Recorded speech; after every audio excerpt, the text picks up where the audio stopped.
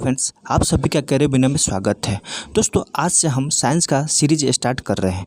दोस्तों, आप लोग जानते ही होंगे कि आने वाला जो भी एग्ज़ाम है उसमें साइंस का वेटेज बहुत है। दोस्तों, इस सीरीज में जो है 10 क्वेश्चन, तो आप लास्ट तक बने रहे, ज़रूर आपको बेनिफिट होगा। दोस्तों, अगर कोई आपका फ्रेंड तैयारी भी कर रहा है तो उसको ज़रूर शेयर करें। अगर आप अभी तक मेरे चैनल को सब्सक्राइब नहीं किए हैं तो ज़रूर सब्सक्राइब करें। दोस्तों, अब हम फर्स्ट क्वेश्चन की तरफ चलते हैं। दोस्तों, इस क्वेश्चन में जो कंसेप्ट है, हम लोग जानते हैं कि आनुवांशिक रोग जो होता है, माता पिता से संतान में आने वाले रोग को ही आनुवांशिक रोग कहते हैं। आनुवांशिक रोग जो है, जैसे गुणसूत्र की संख्या में परिवर्तन होता है या गुणसूत्र की संरचना में परिवर्तन होता है। इसमें भी गुणसूत्र की संख्या में परिवर्तन या तो लिंग गुणसूत्र में होगा या कायिक गुणसूत्र में होगा। गुणसूत्र की संरचना में भी कायिक गुणसूत्र में होगा या लिंग गुणसूत्र में होगा। दोस्तों, यहाँ पे जो है नलीसोमी, मोनोसोमी, टेट्रासोमी और ट्राइसोमी, इसका मतलब होता है, जैसे ट्राइसोमी का मतलब हुआ कि आपके गुणसूत्र में एक संख्या बढ़ जाता है, और टेट्रासोमी में जो है 2 संख्या बढ़ता है, यानी इसमें 1 बढ़ेगा, इसमें 2 बढ़ेगा, और इसमें मोनोसोमी में 1 घट जाता है, इसमें 2 घट जाता है।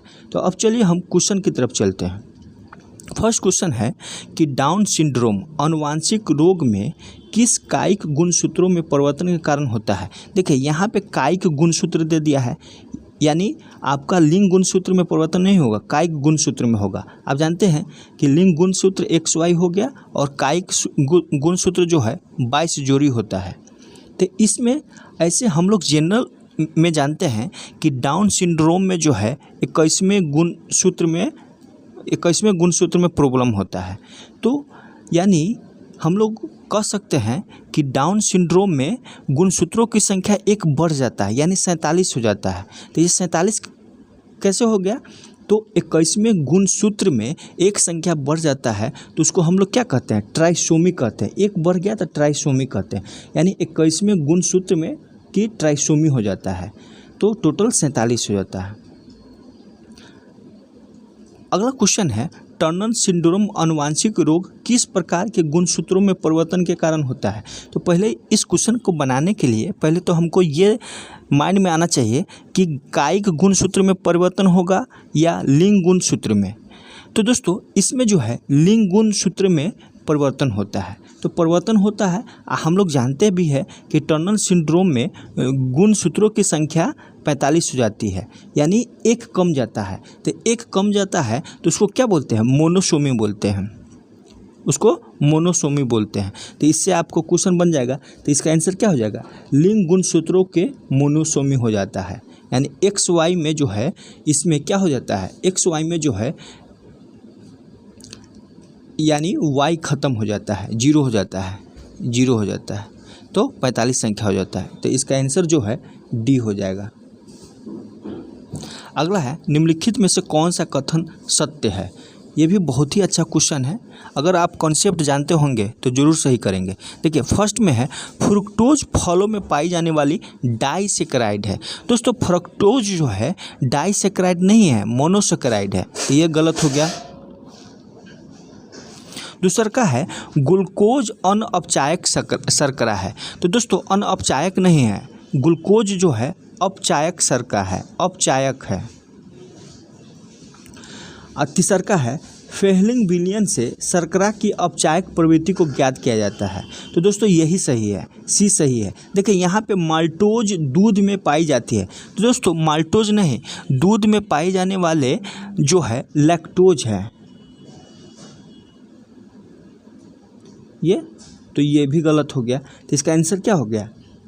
फेलिंग विलयन से शर्करा की अपचायक प्रवृत्ति को ज्ञात किया जाता है। अगला क्वेश्चन है, निम्नलिखित में से प्रोटीन पाया जाने वाला, माने इसमें कह रहा है कि अंडे में, दाल में, मटर में किस प्रकार की प्रोटीन पाया जाता है, इसमें गलत कौन है? जैसे अंडे में एल्बुमिन प्रोटीन पाया जाता है, सही है। दाल में प्रोलेमिन्स पाया जाता है। मटर में फेसियोलिन पाया जाता है।